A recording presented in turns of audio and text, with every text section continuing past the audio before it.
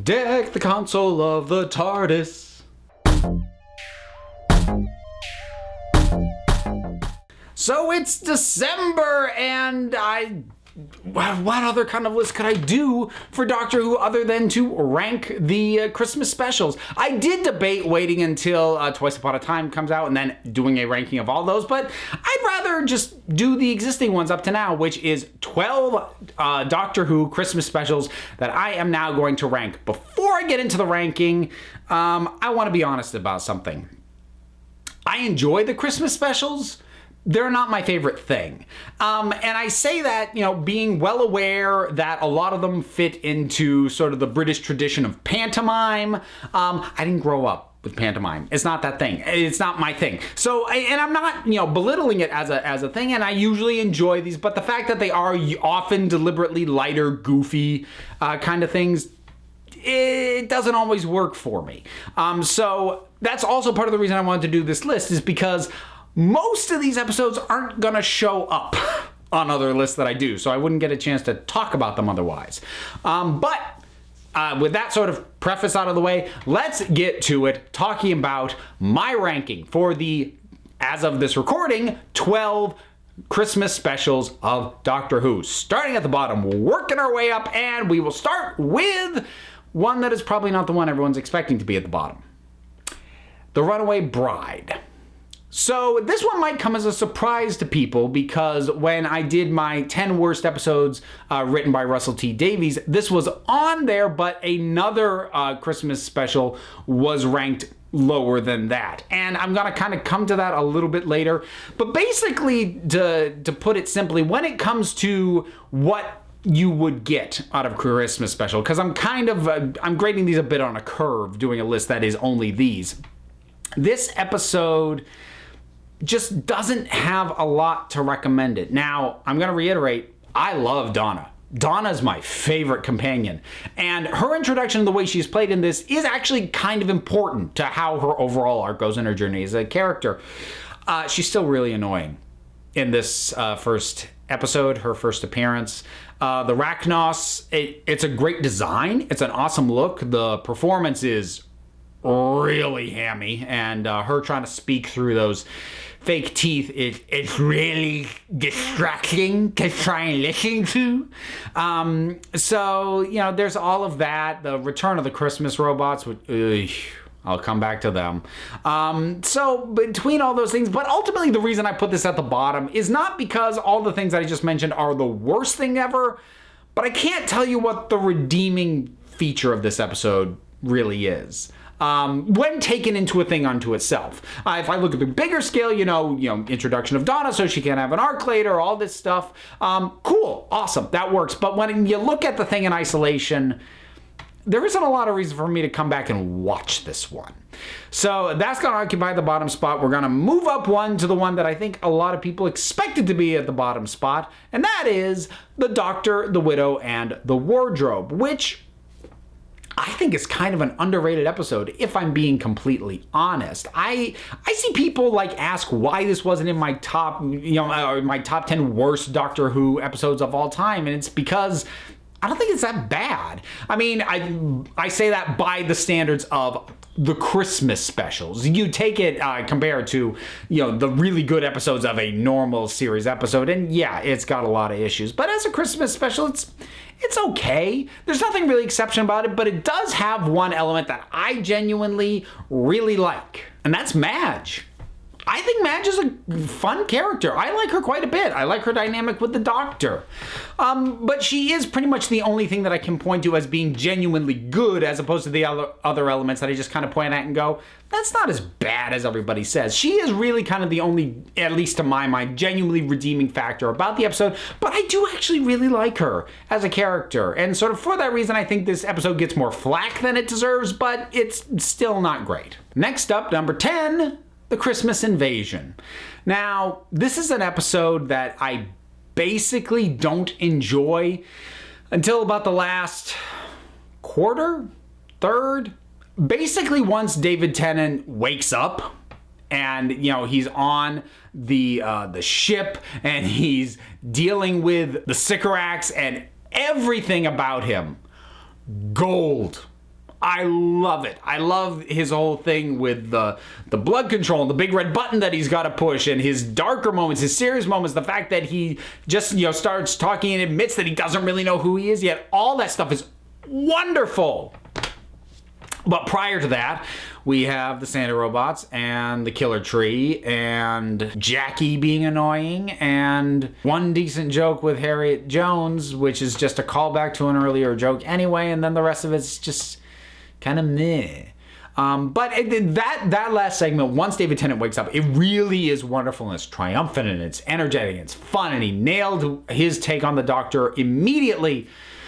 But it's kind of a slog waiting for him to just take over the story. Now, this was the one when I did my rankings for Russell T Davies episodes that I put as being worse than the Runaway Bride. And I think from a writing perspective, I do think it's kind of worse. As a Christmas episode, though, I think it's better, because as much as I just ragged on the Santas and the Christmas stuff or whatever, like the Runaway Bride doesn't even really have a Christmas element to it, which just makes it stand out all the more, in addition to not really having that one elevating factor. So that's the reason that they're in a different order here than they were when I talked about both these episodes before. Number 9, the Snowman.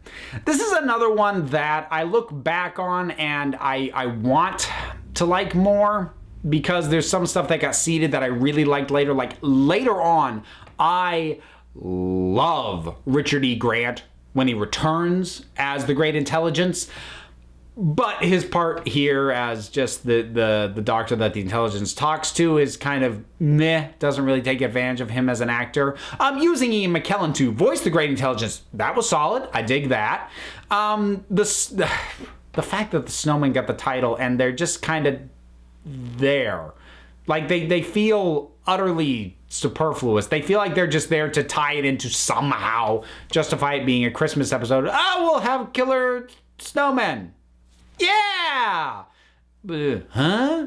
And they don't mean anything. They don't do much. And talking about this version of Clara is irritating for me, because I like this version of Clara better than the version of Clara that actually came into the TARDIS. And it's something as simple as just having her not be from modern time and yet have, this quick wit about her. There's something about the dynamic that she's got with the Doctor right off the bat that I really enjoy. And it kind of, I both enjoy seeing it and it irritates me, because I go, you were a better version, why couldn't we have you? And then she dies. But there are good elements here. As I said, Ian McKellen is solid. Matt Smith does decent work, a little unremarkable. There are some really nice moments with Strax and some of the other returning characters. So there's definitely stuff that is that's good and solid here. But it's just overall, it's just kind of meh. Number 8, the Time of the Doctor. I don't know if I'm ever going to get around to, well, I probably will eventually. I don't know when I'll get around to ranking regeneration stories. This is one of my least favorite regeneration stories, though. And it's weird for me to say that, because there's a lot about this episode that is stuff that I normally like. It's got kind of more of almost a bedtime story feel to it, which is a vibe in general that I enjoy. But I think it's a very ill fit for a regeneration story, especially one that we know going in is the regeneration story. I think as much as I have kind of bagged on Russell T Davies at various points, one thing that he understood when it came to his regenerations, it is a good idea to have a kind of a real rip-roaring adventure, so that it's something you can get wrapped up in, and it helps power you along to what will ultimately be the replacement of the Doctor. When you do something slower paced and more kind of contemplative like this, it comes off a little melancholy in a self-indulgent way, and you're just kind of checking your watch going, he gonna regenerate anytime soon? What's gonna happen that's gonna make him do it? Because what's going on right now is kind of just meandering. And I think that's the thing. The Doctor just kind of hangs out here for a while until he dies. But that said, I've got it ranked higher than the other stuff because when it works very well. And I think the actual moment in the TARDIS with Matt Smith's regeneration is very well done, well delivered. It's emotional if you really cared for Matt Smith's Doctor, which I do. That moment with him seeing Amy, that's a really nice moment. Clara works in this episode better than she had for me pretty much up to that point. And there are, and like I said, it is a vibe that I like in general. This was an episode I liked a little bit better when I rewatched it as opposed to seeing it the first time and sort of sinking into the vibe of it. But I just think that vibe is kind of an ill fit for a regeneration story. If this had been more of the Doctor stays in a town a long time protecting it sort of, and it's like a Christmas tradition that he has here sort of thing, but it hadn't been a regeneration story, I'd probably like this a lot. It's just the fact that it had to do both is kind of why it doesn't quite work for me. Even though, as I said, it's got some good parts. Number 7, and this basically brings us into the ones that I like for the most part, and that is Voyage of the Damned. Now, some people really love the heck out of this episode. I'm not quite there, but it is fun, and it has kind of that romp feel that I think they're kind of allowed to get away with a little bit more in the Christmas episode than other episodes. That said, it is kind of goofy. The passengers are a little bit. None of them are particularly, well, most of them aren't particularly engaging, although I find it interesting, which ones die, which ones live. That whole dynamic I think works pretty well. I kind of like the feel for Tennant and his performance in this one, that he's like just looking to kind of relax and chill for a little bit, but well, the universe has other plans. We have the introduction of Wilf. I love Wilf. I think Astrid is a really good one-off companion, and Kylie Minogue plays her pretty well. The villain's goofy as heck. Again, I know pantomime, but I still don't like it. It's cartoonish and doesn't really work for me. But overall, it's fun and it's pretty light. It's maybe a little overly long for the fact that it is kind of light fare, but it's enjoyable. Number 6, The Next Doctor. This one has a push-pull of elements that I don't really like and elements that I love. And that's kind of come up before with some of these ones I've talked about, but this is a case where the elements that I don't love I aren't dragging down the other stuff that much. So for stuff that I don't love, the use of the Cybermen in this, they're fairly disposable. The Cyber Shades is a slightly interesting idea that it does nothing with. The Cyber King is goofy. The villainess of the piece has some interesting ideas behind the concept of her, but it also feels like there isn't really much going on there. But I love David Morrissey in this episode. I think he is this wonderful sort of Victorian take on the Doctor, and you kind of do feel like, oh, I would have been happy to keep watching him by the end of it. But if he's good when he thinks he's the Doctor, he's great when he's Jackson Lake. And I love him cheering for the Doctor. I adore him going in the TARDIS, seeing that it's bigger on the inside, and then just running away going, that's enough. That's enough. But like with this smile on his face, and he really has this wonderful joy about his performance, and yet also manages to capture the pain of having lost his wife and the dread when he sees his child in danger. His performance really does make this episode for me, and thankfully, because he's pretty much across the entire thing, it buoys the entire episode, even though it's got some other wonky elements. Number 5, A Christmas Carol. In my estimation, this is probably the most appropriately Christmassy of the episodes. It's the one that really leans into, we are doing Christmas with this. And I think it was a very smart idea to just call it A Christmas Carol so that the intentions were clear right up front. If they called it something else, some sort of cute name where it's not clear where they're going, and then they just started doing their version of Christmas Carol, I would have been annoyed. But sort of knowing going in from the title alone, that's what I'm getting, I have a lot of fun with this. I think Michael Gambon is a wonderful actor. He does a really good job portraying this character that he plays. I really enjoy, Matt Smith trying to adjust this stuff and sort of doing it with this joy, but then seeing things start to come apart and be like, oh God, can he actually pull this off? And just there, and again, there are goofy elements. The flying fish, what? But at this point, you kind of have to just swallow a couple of really goofy elements when it comes to the Christmas episodes. And I think it's just a good Doctor Who version of the classic Christmas story of Scrooge. And I think it makes its intentions clear up front. It does it very well. There's some really heartfelt moments in it. I enjoy it. Number 4, Last Christmas. If it wasn't for one specific thing about this might even be my number 1. But I'll come back to that. So this one should be tonal whiplash, because we literally have Santa Claus, yet at the same time have something that looks like the facehugger from Alien doing this dream within a dream waking nightmare thing. These two things should not go together. And I wouldn't be shocked to find out in the comments at the end of all this that for some people they don't go together. But for me, somehow, yeah, it works. I mean, a big part of it is Nick Frost is wonderful as Santa, and he's got a terrific chemistry bouncing off of Capaldi. And then for some reason, like how dark and cerebral the story gets really works for me. It's hard for me to nail down exactly why that is. Now, the one thing that I'll say that drags this thing down is that this marks the second of what would ultimately end up being 3 perfectly good exit points for Clara to leave the show, but then she doesn't.